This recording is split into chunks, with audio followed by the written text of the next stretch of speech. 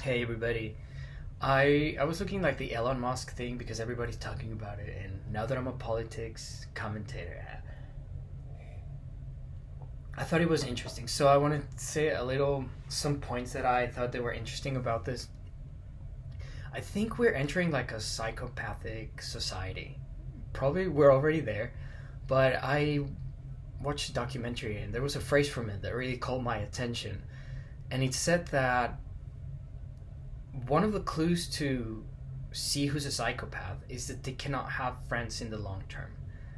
And I was really surprised because I think it makes a lot of sense. They don't have the ability to have a loving relationship with someone, and they always finish it. And I think we're facing a really big crisis of people thinking that everything's disposable, including humans. I didn't talk about like it's because I did the one in Spanish first, but the scandal was that Elon Musk was saying that he's very in pro of the H-1B visas. And I don't want to get into the migratory thing because I think I see it on both sides. But what I thought it was interesting is I think there the thing has become so outrageous that they really think that humans are disposable. If you see the fourth industrial revolution, it just says like there's some useless eaters. And I think that is a very, very dangerous way to see things. And also, I see it like in the dating atmosphere. Like, people are just waiting to see someone they like better to leave the other person behind. And it happens all the time. Like, and I think it's extremely sad because one, it's not gonna fulfill you, and the other thing is that you will also be replaced if you're looking to the future because you're also being judged by the same ruler. So I think it's very. I don't think we should be doing this. So just like one anecdote, there's like another layer to this which I think is under. There's a town called Tepoztlan. It is Tepoztlan is here and like right like some kilometers. That's the birthplace of Quetzalcoatl according to the legend. Quetzalcoatl is like the serpent god that the Aztecs worship. And we went to that town, but that town is very paranormal. It's very beloved by people that like witchcraft stuff. So my friend went into this witchcraft store, and I was like, "Do not go there." I was like a Catholic schoolboy, like just don't do it. And he was like, "Yeah." I don't know why. Like every time I take like friends, he's from Mexico, but my friends from outside, they always want to go into the witchcraft part of the market, and I'm like, "Do not go there." And they're just like, "Nah." They laugh about me, but I wouldn't want to go there. Anyway, long story short, we went to the night to his house, and he loves experimenting with different instruments, and he bought the ball, the crystal ball that you touch and like some rays come out. Like they were very popular in the 90s. I used to have one. And we were playing, and all of a sudden we started hearing a woman crying, and it was very clear. And we were just like, we just turned everything off when we went out. But something that I took from this is that the energy of spirits can go into electricity. That's what makes sense from all that story to me. So I also think there's another layer that is very dangerous of leaving everything to electricity that can be overtaken by spirits. Maybe that's just like a parenthesis. But yeah, going back to everything's disposable. I think this is one of the worst things that's poisoning the world right now because the food industry, for example, the first thing that they said is like we're going to do transgenics because we want to give the lower classes an opportunity to eat. So once they started creating these transgenic poisonous corn and grains, poof, the population explodes, and now it's like, you know what, you're useless eaters. Like, we don't want you anymore. And if you want food that's not poisonous, you need to pay more, so it's something just for the upper classes, and it's very cruel. I think it's just signal that the decisions are not being taken responsibly. And I think at the same time it's destroying the planet, because the glyphosate, like all the things they're going to the ocean, is just a disaster, like microplastics, everything. So I was thinking, like, what should we do to become a better society? And it's there's been examples of this in history, and I think what the leaders should do, instead of trying to replace everyone with someone that's going to charge less money, or that it's asking for less things, it's to understand who is good for who is good for what. And I was asking a friend that he's going to his 70s, he's still 60s, but he looks great. And I was like, what are you doing? And he says, I love what I do. And it really left me thinking, if you do what you like, there's a really big chance that you're going to be excellent on it. And I think right now we have a big problem with that, because I don't know so much in the United States, but in Mexico there is this, I love singing, but my parents forced me to study medicine because I want to make good money. And you end up with a lot of angry, greedy people that are doing malpractice. And I think that's just one layer. There's obviously good doctors, but in general, I think it's a huge problem. Like, just having people trying to make money. I love to study. My grandpa used to. He was a farmer, and he farmed bees, and he was obsessed with bees, and he was always talking about bees. But I understood from them that they're so amazing because everybody carries the mission that they're designed to do. And if you're a labor bee, like you are, they're so strict that they force you to clean your room, like your little hexagon. And some others, they're like, because they're gonna be for another mission, they're not as strict with them. And then there's the queen, and there's the honey, the ones that organize the honey. And if we don't do what we want to do, it's a disaster. And there's some examples in history of countries that did really well.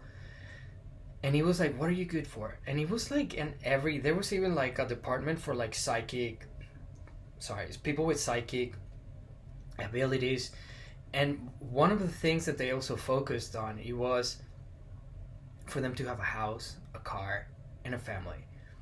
And yeah, right now I feel that is just such a luxury that we all look like, how can you afford that? And it's creating this great resentment, and it's also creating a very unhappy society. For me, it's interesting that there's like so many PhDs, and I just observe that almost everyone's suicidal, depressive. And I think it's have to do with that, with the fact that people is really unhappy because they're not doing what they're supposed to do. And yeah, the schools, I remember when I was going to school, there's also like this really weird thing. I had like this Twitter scandal not so long ago, but everybody was just like looking down on me because like, I have a PhD. And when I went to school, I thought the PhDs were like kind of retarded. They just like the most obedient slaves, and they just take whatever and they don't question. And they also take like, I think if you're gonna teach someone to become a musician, it doesn't need to be like 8 years of like these subjects that they don't really need, like history of whatever the fuck. Like, to me, the best teacher is like, you meet someone and you tell them like, I'm gonna teach you, and it's a personal thing. And it's like the Greeks used to do it, like it was like under a tree asking questions and showing the person how to do it. But now also education became really industrialized, and I think it created like a caste system where they look very down to the other people. Part of the scandal was that they were like saying like, you're like retards, and everybody was just like feeling more than others. And I came to understand that we all have a mission and we're all important. And if you see it otherwise, it's probably because you're confused and you don't know why we're here in planet Earth. Of course, there's like ranks, so, and that's good, like the queen bee, and then it's like but you shouldn't be like saying to other people like you're less than me, or even thinking it. Right now in Mexico and like in a lot of parts of the world, I notice that we just have a bureaucracy that has a lot to do with last names and who you're friends with and how much money your parent does, and that often leads to a society of people that's not capable of doing the roles that they. I see it a lot in the music industry. There's like this alternative scene that's kind of like in the fringes, and sometimes it gets invited, but then there's like this huge Coca-Cola thing, and they're talking about things that are not very important, and that they. One part of the musician says that we invite you to reflect upon life, and they're talking about like brands and like purses and shoes and a lot of dumb shit, and it's creating a huge gap, like shallow feeling to people, because there's no happiness in that. And I noticed that if you don't submit to these PhDs of organization and music, there's not a chance that they'll invite you to their festivals. And that's a very dangerous thing, because artists also create the culture, so the culture is also destroyed right now. There's no ideals. People is just like very confused, and I think it's a good time to have a reflection upon that. Mm-hmm. I often see like some friends of mine tell me like we're just in the best time in the world, and I was like, we're definitely living in a very different reality. For me, for example, there's like so many doctors and PhDs and pharmaceutical millions of dollars, and they haven't found the fucking cure of cancer or AIDS. Like, if what the fuck? Like, we already have like nanotechnology, and they can like inject you robots, but this looks like it's 50 years behind, and a lot of people are dying, and a lot of people are getting their lives destroyed. They say like one of two people's gonna get cancer on the next, and people's just like happy, and that creates a lot of anger, because maybe it's very connected to the fact that a lot of them, they're just there for the money. But yeah, that's like the whole point of the video. I think it's very interesting how society is not functioning correctly. And I also understand trying to invite other people to be competitive.